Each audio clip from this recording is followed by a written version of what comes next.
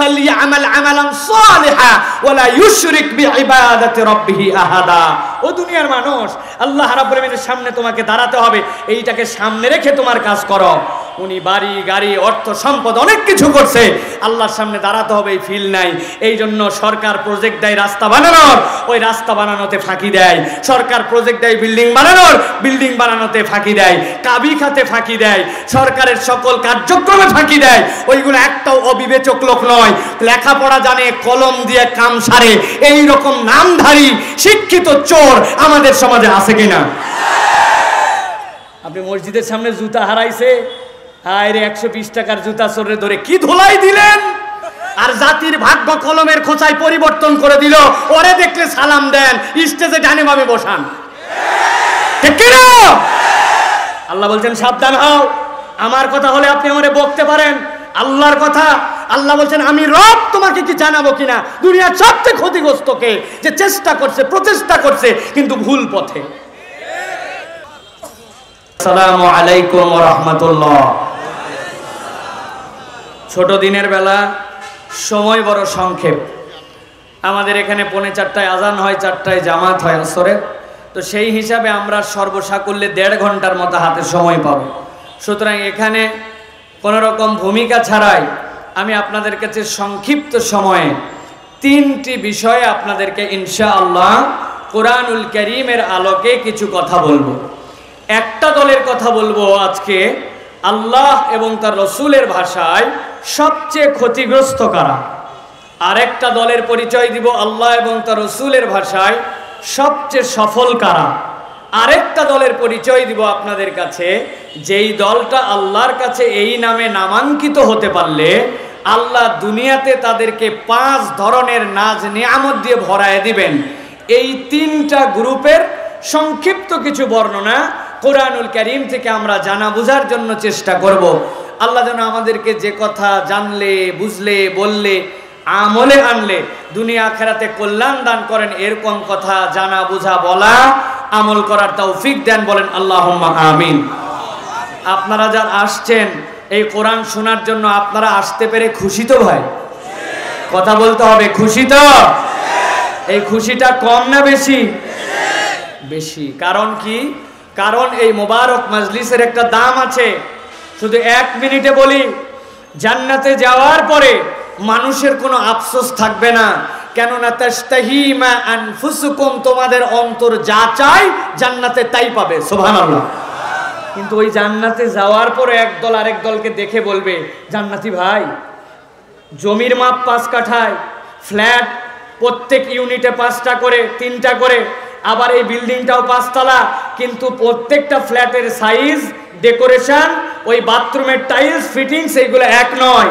জমি এক মাপ, হাই রাইজের দিকেও এক, ইউনিটও এক, কিন্তু প্রত্যেকটা ফ্ল্যাট যেরকম আলাদা হয়, জান্নাতের গ্রেড দেখে বলবে, ভাই কিসে তোমার এই মর্যাদা বাড়াইলো? এই মর্যাদা তুমি জান্নাতে কেমনে পাইলে? হাদিসে রাসূলুল্লাহ সাল্লাল্লাহু আলাইহি সাল্লাম বলছেন, ওই দিন ওই মানুষগুলা বলবে, আমরা মাজালিসুজ জিকিরে আল্লাহ এবং তার রাসূলের কোরআনুল কারীম, হাদিসের বর্ণনা, আল্লাহ এবং তার রাসূলের বিভিন্ন ধরনের দিক নির্দেশনার আলোচনার মজলিসে ছিলাম। এই সময় দেওয়ার কারণে আল্লাহ আমাদের ওই সময়ের মূল্যায়নে জান্নাতে মর্যাদা বাড়াই দিয়েছেন। যেমন তেমন মজলিসে আমরা হাজির হই নাই। ঠাকুরগাঁ শহরে লোকেরা তো অভাব পড়ে নাই, এই বড় মাঠে দিলেও মাহফিল হয়ে জায়গা কুলাবে না, কিন্তু সব মানুষকে আল্লাহ কবুল করেন নাই, কারণ জান্নাতে সকলে সমান জায়গা পাবে না, ঠিক না? এই জন্য আল্লাহ রাব্বুল আলামিনের কাছে আমরা কৃতজ্ঞ, সকলে পড়ি আলহামদুলিল্লাহ। প্রিয় ভাইয়েরা, প্রথমে যে দলের পরিচয় বলবো, আল্লাহ রাব্বুল আলামিন সেই দলের পরিচয় দিয়েছেন দুনিয়ার মানুষের কাছে। আল্লাহ বলছেন একটা দল আছে দুনিয়াতে, যেই মানুষগুলো জানে না যে তারা ঠিক কতটুকু ক্ষতিগ্রস্ত, এই ক্ষতিগ্রস্তের পরিমাণটা কি এ সম্পর্কে তাদের কোনো ধারণা নাই। দীর্ঘ আয়াতে কারিমা বলতে বলতে আল্লাহ সূরা কাহাফের মধ্যে এই দলের বর্ণনা দিয়েছেন। আমি প্রাথমিকভাবে যাতে মাথার মধ্যে আপনাদের ধারণা হয়, এই জন্য আপনাদের কাছে প্রথমে 4টা আয়াত বলে মূল প্রসঙ্গে ঢুকবো। আল্লাহ রাব্বুল আমিন কি বলছেন দেখেন। আল্লাহ রাব্বুল আমিন বলছেন, ওয়া আরাদনা জাহান্নামা ইয়াওমাইযিল লিল কাফিরিনা আরদা। আল্লাহ বলছেন কিয়ামতের ময়দানে ফয়সালা হয়ে যাওয়ার পরে আমি কাফের মুশরিকদের জন্য জাহান্নামের জায়গাটাকে স্থায়ী বানায় দিব। আল্লাযীনা কানাত আ'য়ুনুহুম ফী গিতাইন আন যিকরি ওয়া কানু লা ইস্তাতিউনা সামআ। তাদের এই জাহান্নামে স্থায়ী জায়গা হবে। কেন এই জায়গা হলো? অপরাধটা তাদের কি ছিল? দুনিয়ার কোন অপরাধের কথা আল্লাহ বলেন নাই। আল্লাহ বলছেন তাদের মৌলিক দুইটা সমস্যা ছিল। এক নম্বর, কানাত আ'য়ুনুহুম ফী গিতাইন আন যিকরি, তাদের সামনে আল্লাহর জিকির করার মতো যথেষ্ট জিনিস ছিল, কিন্তু তাদের চোখগুলা এমন পর্দা আবৃত ছিল, আল্লাহর নিদর্শন যেন দেখেও তারা দেখতে পাইত না। আল্লাহ রাব্বুল আলামিন বলছেন, আর দুই নম্বর, তাদের যে ডিস্টার্ব ছিল, তাদের যে সমস্যা ছিল দুনিয়ায়, ওয়া কানু লা ইস্তাতিউনা সামআ,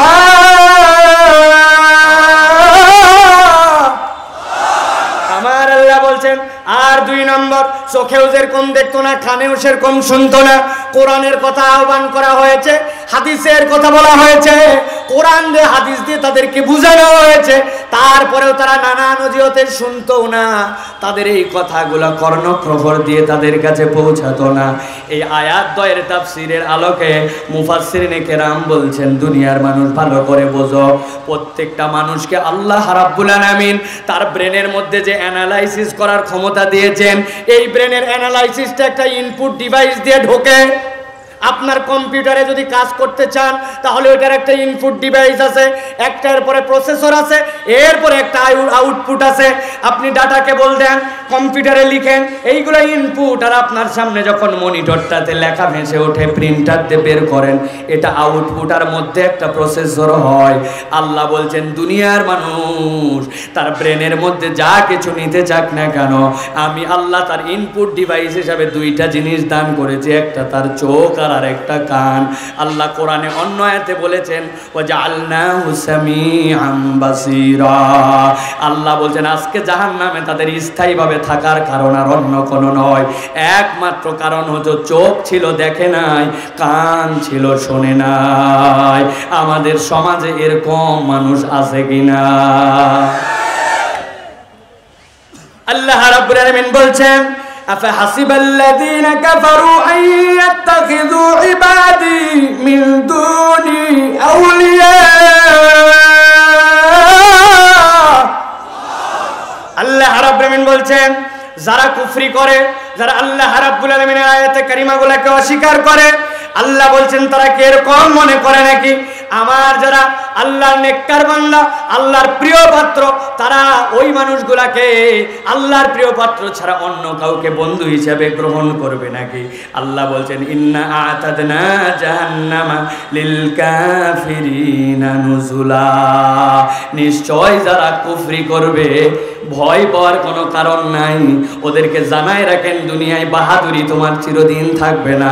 দুনিয়া শেষ করে আমার কাছে আসো, জাহান্নামকে তোমার জন্য বাসস্থান বানানো হবে। ঠিক কি না? অতএব দুনিয়ায় অনেকে আল্লাহ দ্রোহিতা করবে, আল্লাহ বিরোধিতা করবে, নানান মাতব্বরি করবে, আবার দেখতে পাবো আমরা বেশ ভালোই তো দুনিয়ায় আছে। আল্লাহ বলছেন, এত ভালো ভালো নয়, আমার কাছে আসো, ওই দিন আসার পরে আসল খেলা হবে। ঠিক কি না? আল্লাহ রাব্বুল আলামিন এরপরে বলছেন, দুনিয়ার মানুষ ভালো করে বোঝো, এই মানুষ, যেই মানুষগুলা জাহান্নামে বিছানা হলো, কি তাদের অপরাধ, কোন দোষে তাদেরকে দেওয়া হলো? আল্লাহ তো নিজেকে আদেল রব বলেছেন। আল্লাহ কারো প্রতি অবিচার করেন? দুনিয়ার বুকে আপনি অনেক বিচারককে বলবেন, বাবা আমি তো এই লোকের কাছে কেস দিয়েছিলাম, আমি ওই কাছ থেকে তো সঠিক ফলাফল পাইছি, বিচারক তো সঠিক বিচার করছে। আমি একটা ছোট্ট উদাহরণ দেই, 30 সেকেন্ড। এই ঠাকুরগার কোর্টে একজন ব্যক্তির বিচার হয়েছে, তারে ফাঁসি কাস্টে ঝুলানোর জন্য জজ সাহেব অর্ডার দিয়েছে। যেই না এই রায় শুনেছে, এক লোক লাফ দিয়ে বলছে, আমি আবার বাপের হত্যার সঠিক বিচার পাইছি। সাথে সাথে 2 জন লোক বলছে, আমরা তো বিচার পাইলাম না। তাহলে ওই লোক তো একই সাথে 3 মানুষকে মারছিল, আমার বাপ, এর চাচা, ওর খালু। চলো জজ সাহেবের কাছে যাই, যাওয়া বড় কঠিন, জোর করে তাও গেছে যায়, বলো এই লোক বলার বাপের হত্যার বিচার পাইছে, কিন্তু ওই লোকই তো আপনার আমার খালু আর ওর চাচারে মারছে, আমাদের 2টা বিচার করে দেন। জজ সাহেব বলবে, ঠিক আছে, উনার একবার হত্যা করা হোক, পরে জীবন দিয়ে আরেকবার ফাঁসি দিবনি। তাই তো নাকি? উনি বলবে এর মধ্যেই বিচার ভাই, এর বেশি আমি করতে পারবো না। কিন্তু আল্লাহ বলবেন কিয়ামতের দিনে, একবার মারো আবার জীবন দাও, আবার মারো আবার জীবন দাও, আবার মারো আবার জীবন দাও। যতক্ষণ পর্যন্ত 3-3 বরাবর না হয় ততক্ষণ পর্যন্ত আল্লাহর আদালত থেকে নিস্তার নাই। এই জন্য দুনিয়ায় মানুষ ন্যায় বিচারক হতে পারে, কিন্তু প্রকৃত আদেল আল্লাহ ছাড়া কেউ হতে পারে না। ঠিক না? আমার আল্লাহ রাব্বুল বলছেন ওয়াত্তাখাযু মিন দুনিল্লাহি আলিহাতান লিয়াকুনু লাহুম ইজ্জা। আল্লাহ বলছেন ওদের দোষ কি ছিল? ওয়াত্তাখাযু মিন দুনিল্লাহ, আল্লাহ রাব্বুল আলামিন ছাড়া তারা গ্রহণ করেছিল আলিহাতান, ইলা হিসাবে। কি জন্য? আল্লাহই মূল ইলা, আল্লাহই তার উপাস্য আল্লাহ। তবে আল্লাহ রাব্বুল আলামিনের পাশাপাশি আল্লাহ বলছেন লিয়াকুনু লাহুম ইজ্জা, সহায়ক শক্তি হিসাবেও কাউকে কাউকে রাখছিল। নাউজুবিল্লাহ বলেন। বাচ্চা অসুস্থ হয়ে গেছে, কতদিন ট্রিটমেন্ট করলাম, আরে কিসের থেকে কি হয় বলা যায় নাকি? যা ওই যে বড় যে পীর সাহেব আছে, মাজার আছে, ওখানে একটা মান্নত লাগায় দে। বলছে বড় হুজুর কি বাচ্চার সুস্থতা দেয় নাকি? না, বড় হুজুর করতে বাচ্চার সুস্থতা দিবে, তাহলে যাবো কেন? বলে বড় হুজুর ইবাদত করতে করতে আল্লাহর এমন ফিদা হয়েছে, উনার কাছে মান্নত দিলে উনি খুশি হয়, উনি খুশি হলে আল্লাহরে বলে দেয়, আল্লাহ দেয়, কিন্তু হুজুরের মাধ্যম দিয়ে একটু দেয়। এই বিশ্বাসের লোক আছে কিনা? আমার আল্লাহ বলছেন সাবধান হয়ে যাও। আল্লাহ ইজ্জা শব্দটা ব্যবহার করেছেন, তাফসীর খুলে দেখবেন সূরা কাহাফের। এর মানে আল্লাহকেই মূল মানত, কিন্তু আল্লাহর সাথে সহায়ক শক্তি হিসাবে কাউকে রাখত। আমাদের অনেক দাড়িওয়ালা টুপিওয়ালা জুব্বাওয়ালা আছে, নামাজ কালামেও আছে, আবার মাজার মান্যতেও আছে। আল্লাহ আল্লাহ করে আবার হাতের মধ্যে সুতা বাঁধে মাঝে মাঝে চুমু দেয়। বাসের সামনে আল্লাহ ভরসা হলে একবার পীর সাহেবের একটা নামও নিচে দিয়ে লিখে দেয়। ঠিক না?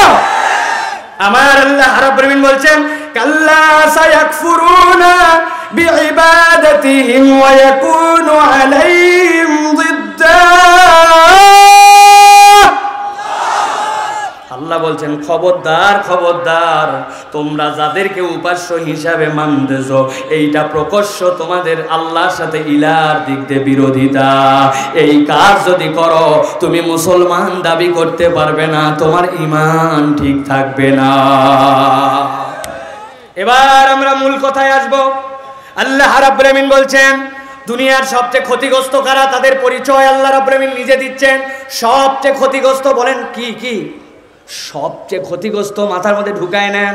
ক্ষতিগ্রস্তের তো অনেক লেভেল আছে। আল্লাহ বলছেন এদের থেকে বড় ক্ষতিগ্রস্ত কেউ নাই। কারা তারা?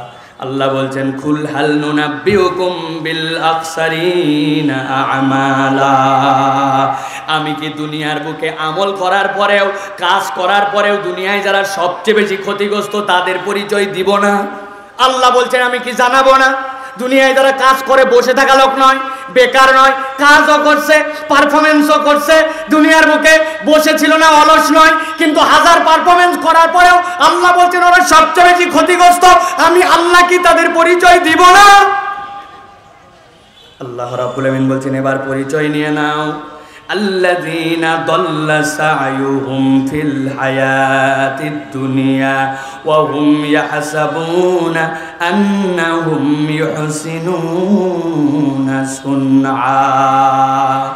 আল্লাযীনা যারা দাল্লা সা'য়ুহুম তাদের প্রচেষ্টাটা করেছে দুনিয়ার বুকে ভুল পথে, ফিল হায়াতিদ দুনিয়া দুনিয়ার বুকে তাদের প্রচেষ্টাটা ভুল ছিল।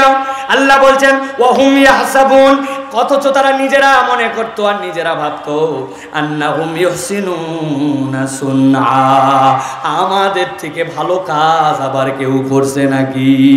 ব্যস্ততার ব্যস্ততা, এক মুহূর্ত হাতে সময় নাই, নিজে নিজে ভাবে বাপরে বাপ আমি কি না ভালো কাজ করতেছি। আল্লাহ বলছেন এত কাজ করে ভালো কাজ, কিন্তু এইগুলা সবগুলা তার ব্যর্থ প্রয়াস। আমি আল্লাহ কি তাদের পরিচয় তুলে ধরবো নাকি? মুফাসসিরিনে কেরাম বলছেন এই গ্রুপ যারা এই বৃথা কর্ম, নিষ্ফলা কর্ম করলো, এই গ্রুপের মৌলিক পরিচয় কি? মুফাসসিরিনে কেরাম বলছেন এই গ্রুপ হচ্ছে দুই গ্রুপ। এক নম্বর ভ্রান্ত বিশ্বাস যারা করত, আকীদাগতভাবে যারা ভ্রান্ত বিশ্বাসী ছিল। আর দুই নম্বর যারা দুনিয়ায় যা কাজ করত এইগুলা লোক দেখানো কাজ করত। একে দুর্বলতা ছিল বিশ্বাসে, 2 নম্বর কাজগুলা ছিল তার লোক দেখানো। আল্লাহ রাব্বুল আলামিন এবার পরিচয় দিচ্ছেন নিজের ভাষায়। আল্লাহ বলছেন যাদেরকে আমি ব্যর্থ মানুষ বললাম, দেখো তো ওই গ্রুপের মধ্যে তুমি পড়ে গেছো কিনা। যদি পড়ে যাও তাহলে আজকেই নিজেকে ফিরিয়ে নাও। আল্লাহ বলছেন ওই ব্যর্থ মানুষের পরিচয় হচ্ছে উলাইকাল্লাযীনা কাফারু বিআয়াতি রাব্বিহিম ওয়া লিকাইহি। তাদের প্রথম 2টা ব্যর্থতা ছিল তারা আল্লাহ রাব্বুল আলামিনের আয়াতগুলোকে অস্বীকার করত, আর আল্লাহর সামনে একদিন সাক্ষাতে যেতে হবে এই বিশ্বাসটাও তাদের দৃঢ় ছিল না। কিন্তু দুনিয়াতে কাজ করে করে পাগল হয়ে গেছে আর মনে করছে অনেক ভালো কাজ করছি, অথচ তার মৌলিক জায়গাতে পাত্রের তলাটাই তার ফুটা ছিল। পাত্রের তলা ফুটা। আমি অনেক জায়গায় উদাহরণ দেই, ঠাকুরগাঁর মানুষ বুদ্ধি থাকলে বলবেন। একটা আছে হীরার পাত্র, পাত্রটার দাম 1 কোটি টাকা। আরেকটা আছে সোনার পাত্র, পাত্রটার দাম হচ্ছে 10 লক্ষ টাকা। আরেকটা রূপার পাত্র 1 লাখ টাকা। আরেকটা মাটির শানকি আপনাদের এলাকার 50 টাকা। এখন ওই হীরা, সোনা, রূপা, মাটির পাত্র, এই 4টা পাত্র পাশাপাশি রাখা। সোনা, হীরা, রূপার পাত্র সুই একটা নিচ দিয়ে ঢোকে কি না ঢোকে, হালকা এরকম ছিদ্র আছে। আর মাটির পাত্র 50 টাকা দাম, ওর কোনো ছিদ্র নাই। 4 পাত্রের মধ্যে হাফ কেজি করে 2 লিটার দুধ ঢালছেন। মাথা খাটায় আবেগ নয় বিবেক দিয়ে উত্তর দিবেন, কোন পাত্রের মধ্যে দুধ থাকবে? 1 কোটি টাকা দাম একটা রূপা হীরার পাত্র। টাকার গরমেই তোর মধ্যে থাকা লাগবে। টাকার গরমে থাকবে না। ক্ষমতার একটা দাপট আছে না, ক্ষমতার দাপটে থাকবে না। সোনার পাত্রেও টিকবে না। ভালো করে মনে রাখেন, আল্লাহ রাব্বুল আলামিন একই কথা বলছেন, আল্লাযীনা দাল্লা সাইয়ুহুম ফিল হায়াতিদ দুনিয়া। চেষ্টা একটাও বাদ রাখে নাই, বাপরে কাজ করা করছে। কিন্তু আল্লাহ বলছেন সমস্যা হচ্ছে আল্লাযীনা কাফারু বিআয়াতি রাব্বিহিম ওয়া লিকাইহি। তারা আল্লাহর আয়াতকে অস্বীকার করেছিল বুঝে না বুঝে, আর আল্লাহর সামনে দাঁড়াতে হবে এই বিশ্বাস তাদের মধ্যে ছিল না। এই 2টা না থাকার কারণে তাদের পাত্রের তলা ছিদ্র ছিল, আমল একটাও পাত্রে আটকায় নাই। ঠিক কি না? আমাদের মধ্যে অনেক লোক এরকম আছে, অনেক মানুষ আমাদের মধ্যে এখন আছে আল্লাহর আয়াতকে বুঝে না বুঝে প্রকারান্তরে অস্বীকার করে। ঠিক কি না? আপনি বলবেন আল্লাহ রাব্বুল আলামিন পুরো বিধান দিয়েছেন কোরআনুল কারীমের মধ্যে। আল্লাহর ফৌজদারি বিধান আছে, সামাজিক বিধান আছে, নামাজের বিধান আছে, হজের বিধান আছে। উনার নামাজের বিধান ভাল লাগে, উনার যাকাতের বিধান শুনতে ভাল লাগে, কিন্তু আল্লাহর ফৌজদারি আইনের কথা শুনলে উনার গা ছিটকায়, পছন্দ হয় না। এরকম মুসলমান আছে কিনা? আপনি না বুঝে আল্লাহর আয়াত অস্বীকার করে ফেলছেন। কোনো একটা মহিলা বোরখা পরে যাচ্ছে, আপনি বলছেন দাঁড়া, মুহাম্মদ সাল্লাল্লাহু আলাইহি ওয়াসাল্লামের সময় ওই সময় আবহাওয়া খারাপ ছিল, পরিবেশ অন্যরকম ছিল, তখন মরুভূমি ছিল, ওই সময় বোরখা লাগতো, এখন আর বোরখা, এইগুলো সব জীবন্ত টেন্ট। আপনি যদি এই কথা বলেন, প্রকারান্তরে আপনি আল্লাহর আয়াতকে অস্বীকার করেছেন। আল্লাহর আয়াত অস্বীকার করলে আপনার দুনিয়ার একটা আমলও আমলনামায় টিকবে না। ঠিক কিনা? মাথা ক্লিয়ার করে নেন। আল্লাহ বলছেন 2 নম্বর হচ্ছে ওয়া লিকাই। কিয়ামতের দিনে আল্লাহর সামনে দাঁড়ানো লাগবে, এইটা তোমার বিশ্বাসে রাখতে হবে। আল্লাহ কোরআনে বলছেন ফামান কানা ইয়ারজু লিকা রাব্বিহি ফালইআমাল আমালান সালিহা ওয়া লা ইউশরিক বিইবাদাতি রাব্বিহি আহাদা। ও দুনিয়ার মানুষ, আল্লাহ রাব্বুল আলামিনের সামনে তোমাকে দাঁড়াতে হবে, এইটাকে সামনে রেখে তোমার কাজ করো। উনি বাড়ি গাড়ি অর্থ সম্পদ অনেক কিছু করছে, আল্লাহর সামনে দাঁড়াতে হবে এই ফিল নাই। এই জন্য সরকার প্রজেক্ট দেয় রাস্তা বানানোর, ওই রাস্তা বানানোতে ফাঁকি দেয়। সরকার প্রজেক্ট দেয় বিল্ডিং বানানোর, বিল্ডিং বানানোতে ফাঁকি দেয়। কাবি খাতে ফাঁকি দেয়, সরকারের সকল কার্যক্রমে ফাঁকি দেয়। ওইগুলো একটাও অবিবেচক লোক নয়, লেখাপড়া জানে, কলম দিয়ে কাম সারে, এই রকম নামধারী শিক্ষিত চোর আমাদের সমাজে আছে কিনা? আপনি মসজিদের সামনে জুতা হারাইছে, হায় রে 120 টাকার জুতা চোরে ধরে কি ধোলাই দিলেন, আর জাতির ভাগ্য কলমের খোঁচায় পরিবর্তন করে দিল। ওরে দেখলে সালাম দেন, স্টেজে ডানে বামে বসান। ঠিক কি না? আল্লাহ বলছেন সাবধান হও।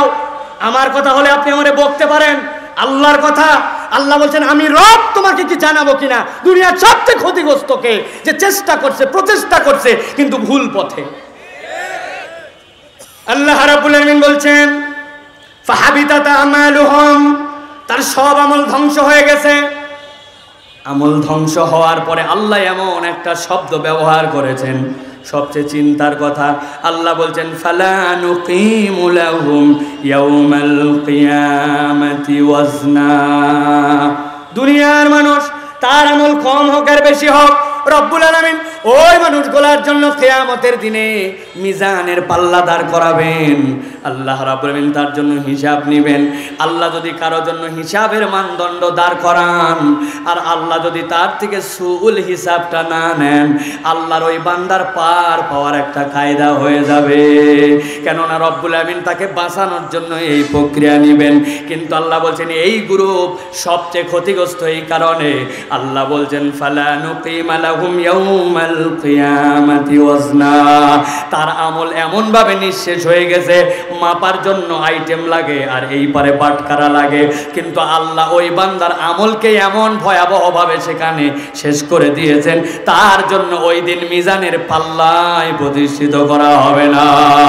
যার জন্য মিজানের পাল্লা নাই, বিনা হিসাবে সে জাহান্নামে চলে যাবে। নাউযু বিল্লাহি মিন যালিক। তাহলে প্রিয় ভাইরা, আল্লাহ রাব্বুল আলামিনের কাছে আমাদের পানা চাইতে হবে যে আল্লাহ এমন কাজ করায়ও না যেই কাজের ফলাফল শূন্য, আর ওই কাজ ওইটাই যেখানে আল্লাহর সাথে ইলাহ হিসাবে কাউকে ডাকা হয়, পরকালের বিশ্বাস থাকে না, আর দুনিয়ার বুকে আল্লাহর আয়াতকে অস্বীকার করে। এই তিন দলের মধ্যে আমাদের অন্তর্ভুক্ত হওয়া যাবে যাবে আল্লাহ আমাদেরকে হেফাজত করুক, বলেন আল্লাহুম্মা আমিন। তাহলে এক দলের পরিচয় আমরা পাইলাম যারা দুনিয়ার বুকে সবচেয়ে ক্ষতিগ্রস্ত, এদের দলে আমাদের অন্তর্ভুক্ত হওয়া যাবে না। এবার চলেন আল্লাহ রাব্বুল আলামিন এক দলের পরিচয় আবার দিয়েছেন যাদের ব্যাপারে আল্লাহ বলছেন এদের থেকে আল্লাহর কাছে সম্মানিত কোনো মানুষ নাই। সুবহানাল্লাহ বলেন। আল্লাহ রাব্বুল আলামিন বলছেন ওয়া লিকুল্লি উম্মাতিন জাআলনা মানসাকাল লিয়াযকুরু ইসমাল্লাহি আলা মা রাযাকাহুম মিন বাহিমাতিল আনআম ফাইলাহুকুম ইলাহু ওয়াহিদ ফালাহু আসলিমু ওয়া বাশশিরিল মুখবিতিন। আমার আল্লাহ বলছেন দুনিয়ার প্রত্যেকটা কওম, প্রত্যেকটা জাতিগোষ্ঠী, তাদের জন্য আমি রব্বুল আমিন কিছু নুসুক দিয়েছি, মানসাক দিয়েছি। নুসুক শব্দটি আরবিতে দুই ভাবে ব্যবহার হয়। একটা হচ্ছে এর দ্বারা আল্লাহ রাব্বুল আমিন নিয়ম কানুন যখন বুঝান তখন এইটাকে নুসুক বলা হয়।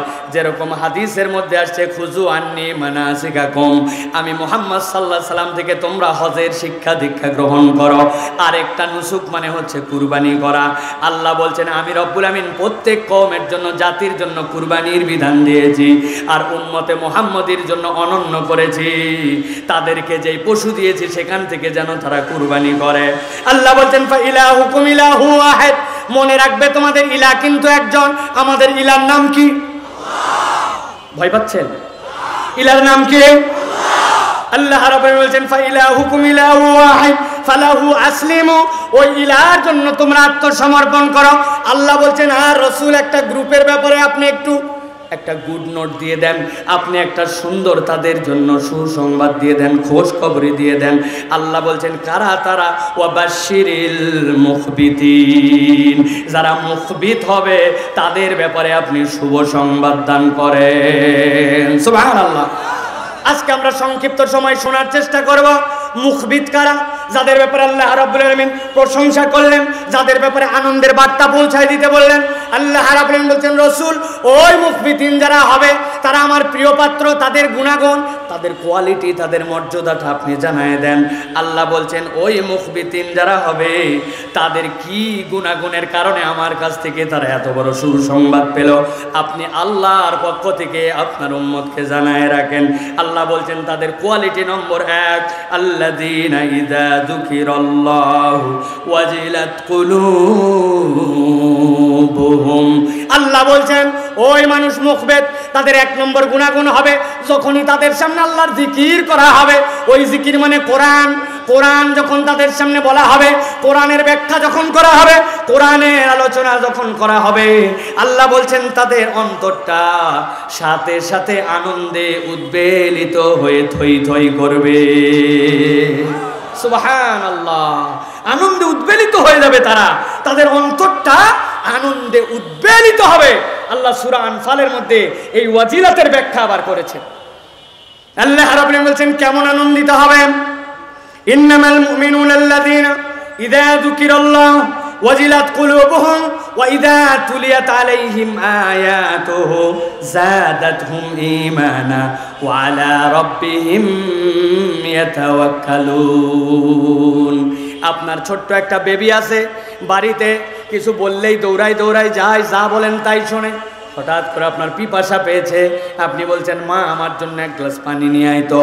ছোট্ট মানুষ গ্লাসে করে যখন পানি ঢালতে শুরু করেছে, জগ থেকে বোতল থেকে ঢালতে ঢালতে এমন পরিমাণ ঢালছে গ্লাস উপচায়াও কিছু অংশ উঠছে, পরে নাই কিন্তু উপচায় গেছে। এখন নিয়ে আসার সময় টলমল টলমল, এই গেল এই পড়লো এই পড়লো এই গেল, হয় কি না? আপনি বলছেন দাঁড়া বাবা দাঁড়া, গ্লাস আমার কাছে আনার আগে পড়ে যাবে, আগে আমি আমার মুখই গ্লাসের কাছে নিয়ে যাই। গ্লাস গ্লাসের জায়গায় আছে, মুখ নিয়ে যায়, আগে অল্প একটু পানি কমায় নেয়, আছে কি না? আল্লাহ বলছেন ভালো করে বুঝে নাও, ইন্নামাল মুমিনুনা আল্লাযীনা ইযা যুকিরাল্লাহ ওয়াজিলাত কুলুবুহুম। যখন ঈমানদারের অন্তরের মধ্যে আল্লাহর ঈমান থাকবে, আল্লাহর আয়াত তেলাওয়াত করার সাথে তার অন্তরের মধ্যে একটা থই থই করতে শুরু করবে, ঈমানটা বাড়তে শুরু করবে। আল্লাহ বলছেন যেই না তার ঈমান বাড়বে, আমি আল্লাহ বললাম ওয়া আলা রাব্বিহিম ইয়াতাওয়াক্কালুন, এই মানুষগুলো আল্লাহ ছাড়া আর কারো উপরে ভরসা করবে না। সুবহানাল্লাহ। আরেক আয়াতে কারিমার মধ্যে আল্লাহ রাব্বুল আলামিন বলছেন আল্লাহু নাযালা আহসানাল হাদিসি কিতাবাম মুতাশাবিহাম মাসানি তাকশাইরু মিনহু জুলুদুল লাযীনা ইয়াখশাউনা রাব্বাহুম সুম্মা তালিনু জুলুদুহুম ওয়া কুলুবুহুম ইলা যিকরিল্লাহ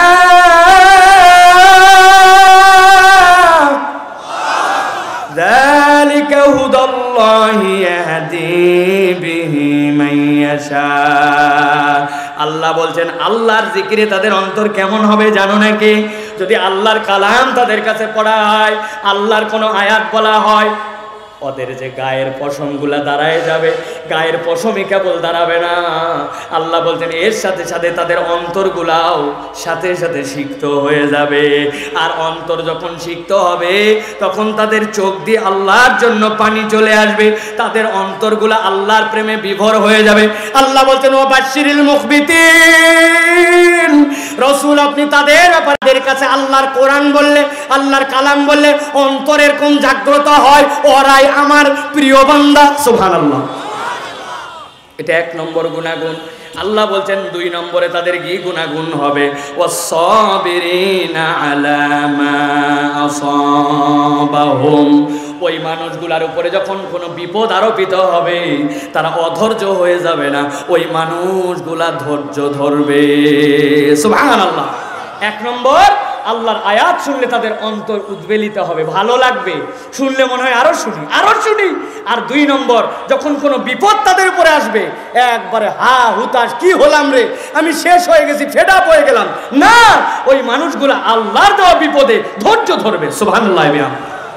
তিন নম্বরে আল্লাহ রাব্বুল আলামিন বলছেন ওয়াল মুকিমিস সালাহ, ওই মানুষগুলো নামাজ কায়েমকারী হবে, নামাজ প্রতিষ্ঠাকারী হবে।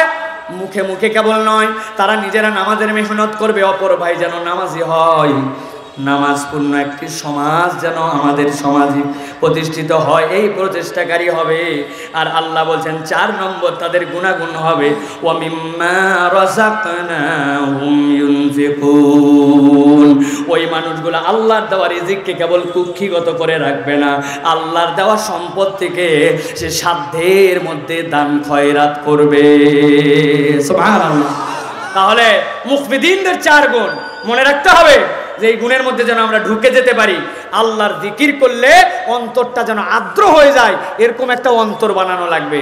এখন আল্লাহর জিকির ছাড়া অন্য কোনো প্রোডাকশন দিয়ে দিয়ে দিয়ে অন্তরে যদি বিষাক্ত করে ফেলেন, ওখানে তো আল্লাহর কালাম ঢোকে না, ঠিক কি না? এতই গান দিয়ে কান শোনেন, এতই চোখ দিয়ে আপনি হারাম দেখেন, এতই অন্তর দিয়ে বাজে চিন্তা করেন, যে আপনার ওই জায়গাতে তো আল্লাহর কালাম প্রভাব বিস্তার করে না, ঠিক কি না? এই জন্য আল্লাহর কালাম যেগুলো রিমুভ করে দিতে হবে। 2 নম্বরে, জন্য বিপদ আপদ আসলে আল্লাহর কাছে আপনাকে সবর করতে হবে। 3 নম্বরে, সালাত। আপনার জীবনে আপনি যদি ফ্যান হন কিছুর, তাহলে ডাই হার্ট ফ্যান হতে হবে সালাতের। নামাজ, এটা যেন আপনার জীবন থেকে কোনোভাবে ছুটে না যায়। 4 নম্বরে, আল্লাহর দেওয়া সম্পদ থেকে দান করতে হবে, ঠিক কিনা? খালি কৃচ্ছতার গল্প শোনায়েন না, দানের গল্প শোনান। সব কৃচ্ছতা আপনার জন্য কল্যাণ নিয়ে আসে না। না বুঝে কৃচ্ছতা করলে বিপদ বাড়ে। জামা লাগবে একটা, আপনি বলছেন তাও কিনিস না, 2 জনের খাবার 1 জন খা, বিপদ বাড়বে না কমবে? বাড়বে। আপনার জামা লাগার পরেও যদি আপনি না নেন, বাড়বে। আপনি জামা কিনেন না, দোকান চলে না, দোকান না চললে কাপড় উৎপাদন হয় না, কাপড় উৎপাদন না হলে ফ্যাক্টরি চলে না, ফ্যাক্টরি না চললে কর্মচারী নাই, কর্মচারী নাই, বেতন নাই, বেতন নাই তো তার পরিবার চলে না। আলটিমেট এফেক্ট আপনি পর্যন্ত চলে আসবে। না বুঝে খালি বলেন না খরচ বাঁচাও, খরচ বাঁচাও। আল্লাহ বলছেন কুলু ওয়াশরাবু ওয়ালা তুসরিফু, খাও পানাহার করো, তোমরা তাবজির করো না, অপব্যয় করো না। যা লাগবে তা ব্যয় করার দায়িত্ব আল্লাহ দিয়েছেন। সুতরাং ইমানদার ব্যয় করবে বুঝে সুঝে, ঠিক কি না? ইমানদার কৃপণ হবে? কৃপণ হবে? সম্পদের নিরাপত্তা চান তো হালাল পথে কামাই করে হালাল পথে ব্যয় করেন, আল্লাহ নিরাপত্তা দিবে, ঠিক কি না? আল্লাহ তো নিরাপত্তা দিয়েই রাখছে, আপনি বোঝেন না। 1 লাখ টাকার মালিক আপনার কাছেই আছে। আল্লাহ বলছেন 1 বছর পার হয়ে গেছে, হ্যাঁ 97,500 টাকা তোমার, 2,500 টাকা আমার, ওইটা দিয়ে দাও, আল্লাহ নিরাপত্তা দিয়ে দিবে। তো বুঝি না জন্য না টাকা নিয়ে চিন্তা করি, টাকার চিন্তা ইমানদার চিন্তা করে না, ঠিক কি না? তাহলে আমরা মুখবিতিনদের অন্তর্ভুক্ত হওয়ার চেষ্টা করব, বলেন আল্লাহুম্মা আমিন। এবার আপনাদের কাছে সর্বশেষ বলতে চাই প্রিয় ভাইয়েরা, যে আল্লাহ রাব্বুল আলামিন আপনাকে আমাকে 4টা গ্রেডের মধ্যে একটা গ্রেডে উন্নীত হতে বলেছেন। যখন কেউ আল্লাহর প্রতি বিশ্বাস করে ফেলে, খুব তাড়াহুড়া করে কিন্তু কথা বলতেছি, টাইম নিয়ে, কারণ যে কোনো সময় আমার সিগন্যাল আসবে, শায়েখ আহমদুল্লাহ আসতেছেন, তার কথা শোনা লাগবে না? তারপরে কত প্রশ্ন উত্তর আছে, এগুলো শোনা লাগবে না। শায়েখ আসলে ইনশাল্লাহ আমি ছেড়ে দিব। ভালো করে বোঝেন, আপনি ঈমান এনে ফেলছেন, মুসলিম। আপনি আল্লাহ রাব্বুল আলামিনের কথা বুঝেন না বুঝেন মানতে শুরু করে দিয়েছেন, মুমিন। আল্লাহ বলছেন আপনি আল্লাহর যাবতীয় বিধিবিধান হৃদয় দিয়ে ধারণ করে যা যা আল্লাহ নিষেধ করেছেন সব লিফ করেছেন, আপনি মুত্তাকি। আপনি মুত্তাকি হওয়ার পরেও আল্লাহর জন্য ভালো কাজে প্রতিযোগিতা করতে শুরু করেছেন। আল্লাহ বলছেন আপনি মুহসিন। আল্লাহ বান্দাদেরকে কেবল মুমিন মুসলিম হিসাবে দেখতে চান না, আল্লাহ বান্দাদেরকে মুহসিন হিসাবে দেখতে চান। এই জন্য আল্লাহ কোরআনুল কারীমের মধ্যে বলেছেন আইয়ুকুম আহসানু আমালা, আমি দেখতে চাই তোমাদের মধ্যে সবচেয়ে বড় প্রচেষ্টাকারীকে। আল্লাহর জন্য যে প্রচেষ্টাকারী হবে, আল্লাহ তাকে তার মর্যাদা আল্লাহর কাছে বহুগুণে বাড়ায় দিবেন। সুবহানাল্লাহ। প্রিয় ভাইয়েরা, আজকে আমরা সংক্ষিপ্ত সময় আপনাদেরকে বলতে চাই যে আমরা তো মুত্তাকি হতে চাই, কিন্তু মুত্তাকি হওয়ার মানে বুঝি না আমরা। ভালো করে একদম কান লাগায় টান টান করে কিছু কথা শোনেন। তাকওয়া মানে কি? তাকওয়া মানে হচ্ছে বিরত থাকা, তাকওয়া মানে বেঁচে থাকা, তাকওয়া মানে ভয় করা, তাকওয়া মানে নিজেকে রক্ষা করা। উবাই ইবনে কাব ওমর ইবনুল খাত্তাব রাদিয়াল্লাহু তাআলার কাছে আসলেন, আসার পরে বলেন খলিফাতুল মুসলিমিন তাকওয়া মানে কি আমাকে একটু বুঝাই দিবেন? খলিফাতুল মুসলিমিন উবাই ইবনে কাবকে বললেন, হে উবাই, তুমি কি কখনো কণ্টকাকীর্ণ কোনো পথ দিয়ে চলেছি? কেমনে? বলে কাপড় চুপড় শার্ট করে ধরে, জামা কাপড় ভাঁজ করে, যেখানে যেরকম করে যাওয়া লাগে কাতকুত হয়ে গেছি, যাতে আমার কাপড় না ছিঁড়ে গায়ের মধ্যে যেন আঁচড় না লাগে। হযরতে ওমরে ফারুক বললেন, উবাই, তুমি যেরকম এই কণ্টকাকীর্ণ পথে সাবধানে চলো, আল্লাহর যাবতীয় নিষেধ থেকে বেঁচে বেঁচে দুনিয়াতে চলা, এই পদ্ধতির নামই তাকওয়া। সুবহানাল্লাহ।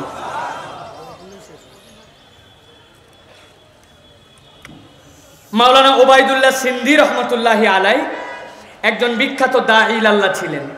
উনার কাছে একবার তার ছাত্ররা জিজ্ঞাসা করলো, ওস্তাদ, সবচেয়ে ভালোভাবে কোরআনের কোন শব্দের যদি আমি তাফসির বুঝতে চাই, কি প্রক্রিয়ায় তাফসির বুঝবো? ওবায়দুল্লাহ সিন্দি রহমতুল্লাহি আলাই উত্তর দিয়েছেন, তিনি বললেন, যেই শব্দের তাফসির কোরআনের বুঝতে চাও, পবিত্র কোরআনুল কারীমের মধ্যে ওই শব্দটা যেখানে যেখানে আছে সবগুলা একত্র করে এর আগে পিছের সাথে ওই অর্থর সমন্বয় করে যেই অর্থটা পাওয়া যাবে ওইটাই মূলত ওই শব্দের প্রকৃত তাফসীর। এরপরে তিনি বলছেন, আমি এই উসুলের আলোকে তাকওয়ার তাফসীর করেছি। কোরআনের যেখানেই তাকওয়া শব্দ এসেছে আল্লাহ সেখানেই দুইটা গুণ বুঝিয়েছেন, একটা ইনসাফ আর একটা হচ্ছে ন্যায়ানুগ হওয়া। ইনসাফ আছে যেখানে, ন্যায়ানুগতা আছে যেখানে, তাকওয়া আছে সেখানে। বড় দাড়ি টুপি জুব্বা এগুলাই কেবল তাকওয়ার মানদণ্ড নয়। আপনি ইনসাফওয়ালা মানুষ কিনা, আপনি ন্যায়ানুগ মানুষ কিনা, এইটা হচ্ছে আপনার তাকওয়ার মানদণ্ড। অনেক বড় তাহাজ্জুদ গুজার কিন্তু ঘুষ খায়, সুদ খায়, বদমাইশি করে, ও প্রকৃত তাকওয়ার মানে বোঝে নাই। প্রিয় ভাইয়েরা, আল্লাহ রাব্বুল আলামিন কোরআনুল কারীমের মধ্যে তাকওয়ার মানদণ্ড বুঝায় বলছেন, ইয়া আইয়ুহাল্লাযীনা আমানু কুনু কওয়ামিনা লিল্লাহি শুহাদাআ বিল কিসত ওয়ালা ইয়াজরিমান্নাকুম শানআনু কওমিন আলা আল্লা তা'দিলু ইয়াদিলু হুয়া আকরাবু লিত্তাকওয়া ওয়াত্তাকুল্লাহা ইন্নাল্লাহা খাবীরুম বিমা তা'মালুন। আল্লাহ বলছেন, ঈমানদারেরা, তোমাদেরকে আমি রব্বুল আলামিন নির্দেশ দিলাম, কুনু কওয়ামিনা লিল্লাহ, আল্লাহর জন্য তোমরা আদালত প্রতিষ্ঠাকারী হও। শুহাদা বিল কিসত, এটা যেন তোমাদের জন্য ন্যায়ানুগ হয়। আল্লাহ বলছেন, ওয়ালা ইয়াজরিমান্নাকুম শানানু কওমিন, ও দুনিয়ার মানুষ, এক গোত্রের সাথে, এক গোষ্ঠীর সাথে তোমাদের মানসিক রেষারেষি থাকতে পারে, কিন্তু আমি আল্লাহ বললাম আলা আল্লাহ তা'দিলু, এই রেষারেষি যেন ন্যায় বিচার থেকে তোমাদেরকে সরিয়ে না দেয়। ইয়াদিলু হুয়া আকরাবু লিত্তাকওয়া, তোমরা ন্যায় বিচার করো, এটাই হচ্ছে তাকওয়ার সবচেয়ে নিকটবর্তী হওয়া। অতএব নানান কারণে, নানান জটিলতায়, আপনি নানান ধরনের অপরাধের কারণে বিভিন্নভাবে আপনি যদি কোনো মানুষের সাথে অন্যায্য বিচার করেন, আপনি যদি আদালত কায়েম না করেন, ন্যায় বিচার প্রতিষ্ঠিত না করতে পারেন, ন্যায় বিচারহীন সমাজ কখনো মুত্তাকিদের সমাজ হতে পারে না। আল্লাহ রাব্বুল আলামিন এরপরে বলছেন, ইত্তাকুল্লাহ ইন্নাল্লাহা খাবীরুম বিমা তা'মালুন, ও দুনিয়ার মানুষ, তুমি আল্লাহকে ভয় করো আর জেনে রাখো তুমি যা করো সব বিষয়ে খবর রাখেন কে? কে রাখেন? আপনি কিভাবে রায় নিলেন, কেমন করে রায়টা লিখলেন, আপনি কিভাবে প্রভাবিত হলেন, দুনিয়ার মানুষকে ভূগোল বুঝাই দিলেন, কিন্তু হিসাব আর খবর রাখেন কে? অতএব তার কাছে যে আপনাকে বিচারের সম্মুখীন হতে হবে। অতএব আপনার কাছে যদি কোনো রকম এরকম বিচারের মামলা আসে, খবরদার, খবরদার, ন্যায় বিচার থেকে যেন কেউ বঞ্চিত না হয়। সাম্প্রতিক একটা ছবি আমরা আমাদের সোশ্যাল মিডিয়ায় দেখেছি, সেখানে এক লোকের জানাজা হচ্ছে। ওই জানাজা হওয়া অবস্থাতে রাস্তার পাশে একজন ভদ্র মহিলা দাঁড়িয়ে আছেন অনেকক্ষণ ধরে। জানাজা যখন শেষ হয়ে গেছে, সবাই যখন চলে যাচ্ছে, ওই মহিলা তখন ওই ব্যক্তির কবরের পাশে এসে দাঁড়িয়েছেন, পোশাক শালীন, ইসলামিক হিজাব টিজাব পরা। এরপর ওই মহিলা চিৎকার করে বলতেছে, আল্লাহ, তুমি না তোমাকে আদেল বলেছ, তুমি না ন্যায় বিচারক বলেছ, আজকের দিনে তোমার সাথে আমার একটা কথা আছে, তোমার ন্যায় বিচার আমি দেখতে চাই। কি দেখতে চাই? যেই লোককে কবরে দেওয়া হলো, একটু আগে জানাজায় দাঁড়ায় সবার কাছে জিজ্ঞাসা করেছিল কেমন ছিল, সব লোক বলল খুব ভালো ছিল, বলল দেনা পাওনা কিছু থাকলে আমাদের সাথে আসবেন, আমরা মিটাই দিব। বড় ভালো বলে সবাই চলে গেল। আল্লাহ, ওই লোকের বড় বোন, আমি তার কবরের পাশে দাঁড়ায় সাক্ষ্য দিচ্ছি, 30 বছর আমার আব্বা মারা গেছে। আব্বা বলছিল ভাই বোনের জমিগুলা বুঝাই দিয়ে যাও। আমার ভাই 30 বছর আমাকে ঘুরাইছে, আমার জমি দেয় নাই। আমি তোমার কাছে বিচার দিলাম, 30 বছর আমার যেরকম বঞ্চিত রাখছে, ওই কবরেও তুমি তাকে তোমার রহমত থেকে বঞ্চিত রাখো। তুমি না ন্যায় বিচারক? আল্লাহ রাব্বুল আলামিন বলছেন, ইয়াদিলু হুয়া আকরাবু লিত্তাকওয়া ওয়াত্তাকুল্লাহ ইন্নাল্লাহা খাবীরুম বিমা তা'মালুন।